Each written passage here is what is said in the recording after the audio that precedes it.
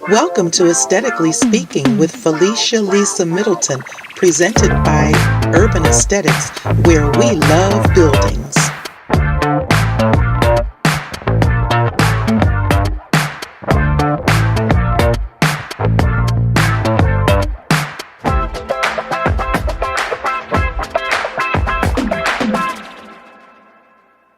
Hello and welcome again to Aesthetically Speaking, where we are building conversations about Philadelphia's locations. Today we will be continuing the conversation about gentrification, the good, the bad, and the ugly.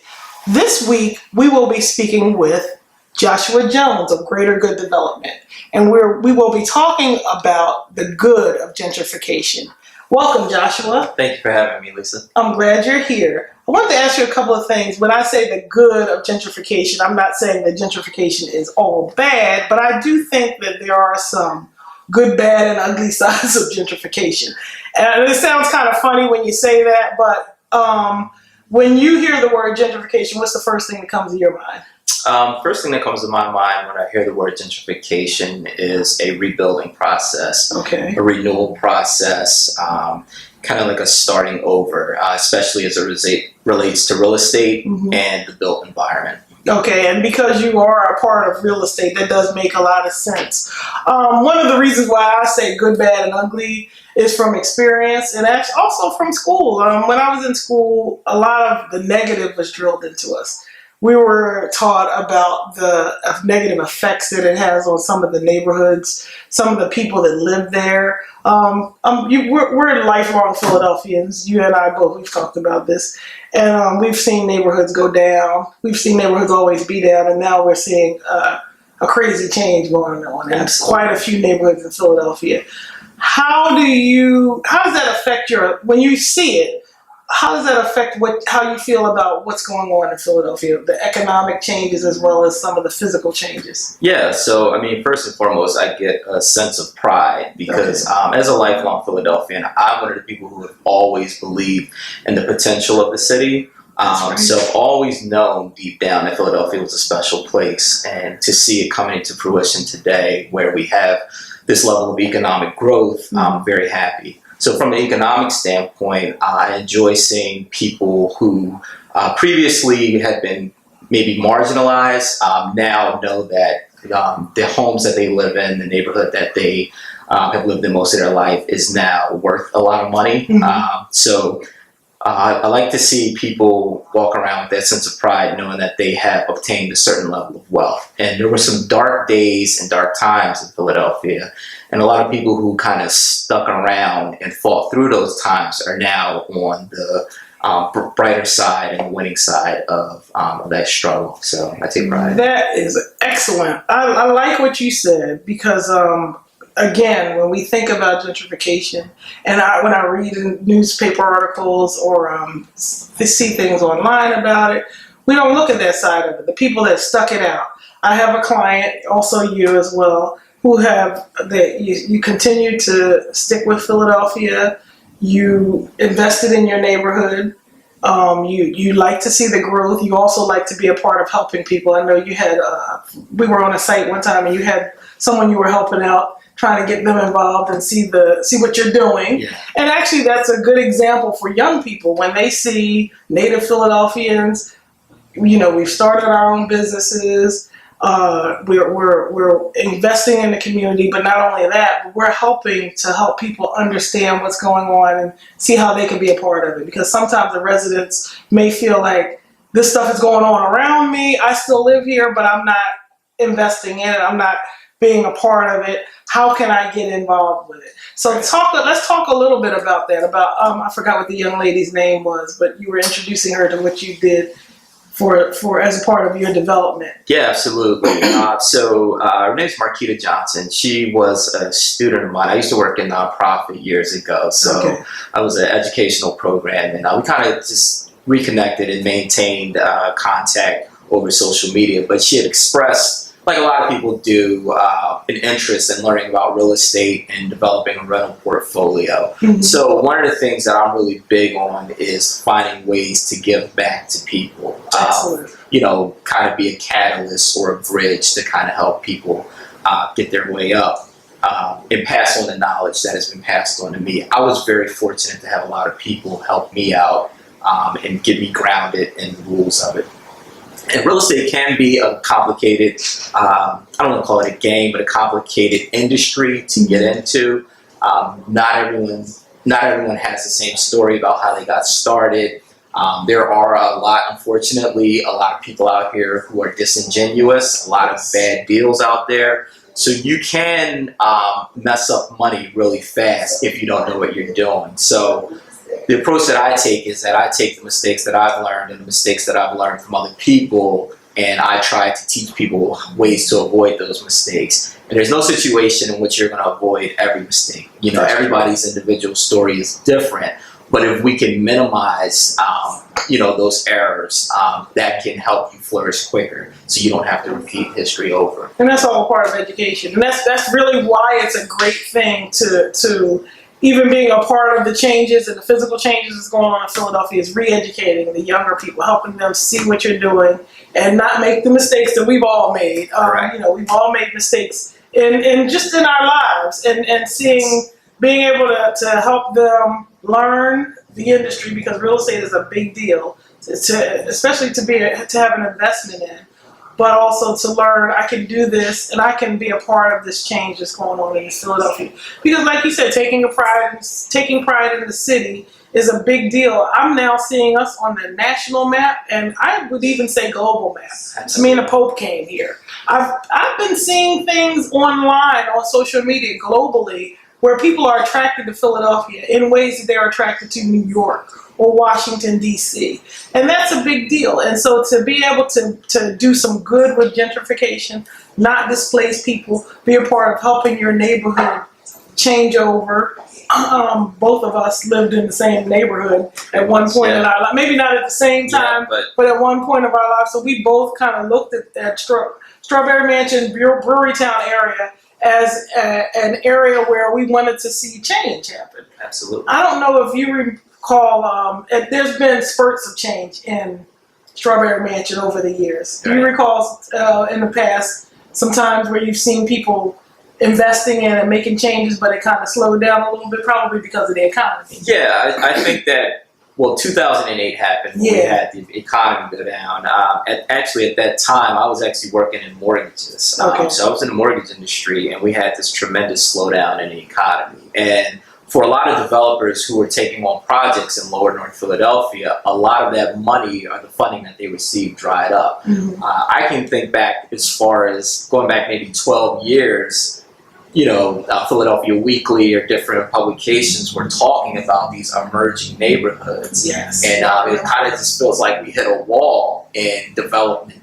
Just kind of. You kind of wonder when it was going to happen. Yeah, when is this going to happen? It's like it's. We knew it was coming, and we saw it a little bit because I was, being in the architecture field, I saw it, and then it kind of just stopped because of the economy. Exactly. So we were all held in this state of anticipation. Yeah. And I'd say somewhere roughly around 2014, I could always kind of gauge the heat of a neighborhood based on the sheriff's cell. I'm a regular at the sheriff's cell. That's interesting. So you kind of could tell where you could still kind of get things cheap and where things were kind of heating up. Because you have buyers coming from all over the country, in some cases all over the world, to participate in that. Because Philadelphia, the secret is out. Philadelphia is one of the last affordable cities. Inexpensive. The funny part about it is, like you said, the secret's out. It's an inexpensive place to develop and make a lot of money. Exactly. You still get that quality, you get the culture, you get the art, but it's not as expensive as a lot of big cities. Exactly. So around that time, I started noticing that the bidding prices on properties in Strawberry Mansion, Lower North Philadelphia, were going up. And then the cost of lots was increasing significantly. Just to be able to get the land to build on was now a whole separate business. Because, isn't that amazing? Yeah, it's a whole separate industry. So that's when I kind of realized that things were going to heat up again and take off. And we were probably coming out of that lull from the housing crisis and the downturn in the economy from 2008. Yeah. But there were years there where I was sitting on houses that were boarded up that I thought that I probably would have developed by now and had not been.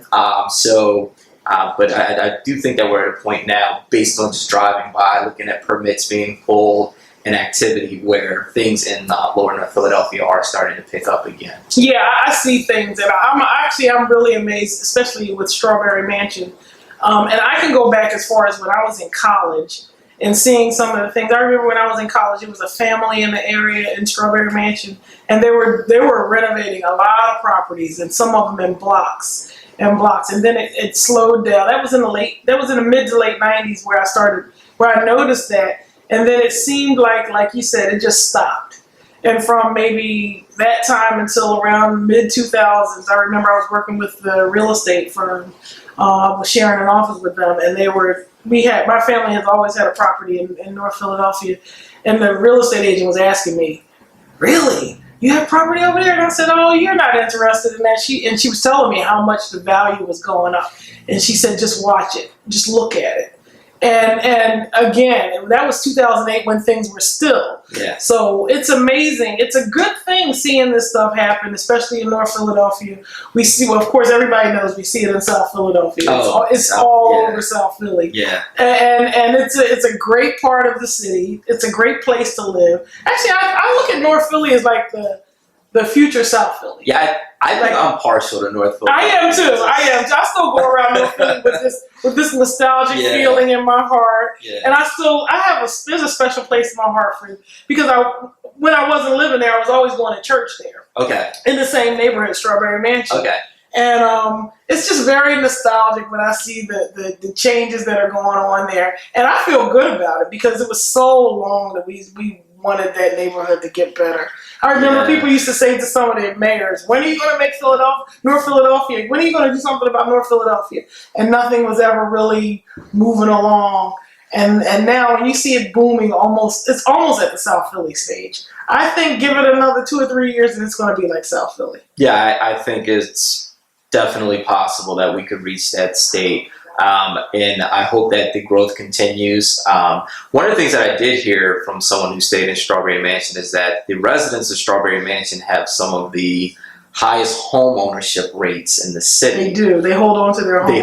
They do. So one of the things while we're building and growing is that hopefully the people who have been there and have now seen an appreciation in their property values, maybe they're interested in learning how to invest in their own community. Maybe they want to put their funds together to invest. Hopefully that, there's a way or a means for them to also participate in the growth of their own community. I believe there is, because I've known a few of them that have called me up, just people that know me personally, and asked me about now they don't live there. They're their family homes, right? And they just want to do something. They don't want to get rid of the property, right? They've had it for years. They've moved on to another part of the city or to the suburbs, but they're looking to at least do something with the home that they own. In this, and that's encouraging, because a lot of times there was just neglect and decay. People would just let move away, disappear, and it was like, oh, we had this house down in North Philly and it's just rotting away. Exactly. And all of a sudden, this abandoned house that you just thought was worthless, in an as-is state is worth 40, 50,000. Yeah, depending on where you are, upwards of 100,000. I've seen shells selling for 100,000 in some neighborhoods. Yeah, I have too. I mean, now I know I've seen the value of some of them go up past. I was watching one address it was like 29,000, maybe around 2010, and it's over 100,000. Yeah, the value of it. It's still, but it was in pretty good shape. It wasn't a shell. Okay. So just these are some of the things we look at as people that are in the industry, and we feel good. Like you said, we feel that pride in our city. We see our city starting to get on the map. We see, the Eagles just won, so that really puts us on the map. and we were hoping that the Phillies would make it to the playoffs, and So we see our teams moving up. We see our schools getting better. colleges, people, the investments with the hospitals. Philly you see all this different. Our restaurants are amazing. Restaurants are, we're one of the best I have restaurant friends cities. that come down here from New York just to try our restaurants out. Exactly. So you have a great saying. And if you want to own a restaurant in Philadelphia, I hear that in New York it's very difficult to get a restaurant, number one, and to maintain one. So if you want to own one, this is a great place to own a restaurant and make a good living off of the restaurant that you own. Correct. So I want to just say thank you again for joining us. Absolutely. Thank you for what you're doing. And I'm serious about that because I do like when I see the good part of gentrification. I see good things happening in the neighborhood I grew up in a neighborhood I had a lot of love for. And that's Strawberry Mansion. I did grow up in Germantown also, but Germantown has always kind of maintained that steady. They kind of stayed the same. But we saw some things happen in Strawberry Mansion that, sometimes it made us hang our head low. But now, seeing all the good things that are happening there and then you being a part of it. And actually, I'd say I'm a part of it too because I'm doing some of the design work and working with you. I'm proud. Together, all pieces to a puzzle. Yes. And we're all giving back into our community. And that's really what it's all about. Thank you again for joining us. Thank you for Joshua joining us from Greater Good Developments. I love that company name because he is a part of the greater good of Philadelphia and what we're doing and making Philadelphia a better place to live. We would like to invite you to join the conversation further. This conversation will continue. We will continue talking about the good of gentrification online as well as different mediums. Again, Joshua invests in not only real estate but in people. He believes in mentoring and developing people as well as myself in the field of construction, architecture, and real estate. So if you want to learn more about it, feel free to comment below. We will have comments available. And also join us on social media. We are on several mediums on social media, and our social media monitor will be able to give you any information that you need if you want to reach out to us. You have anything else you'd like to say, Joshua? Just want to encourage the people to continue to believe in Philadelphia, continue to invest in Philadelphia. And if times get rough again, just always have a long-standing positive outlook. Yes. And know that we are on the right direction. There are going to be some bumps in the road, but continue to stay strong and invest because we are going to arrive and reach our full potential. And I believe that. I'm here to stay, and I'm not going anywhere. So. I'm glad you said that. That's a good point.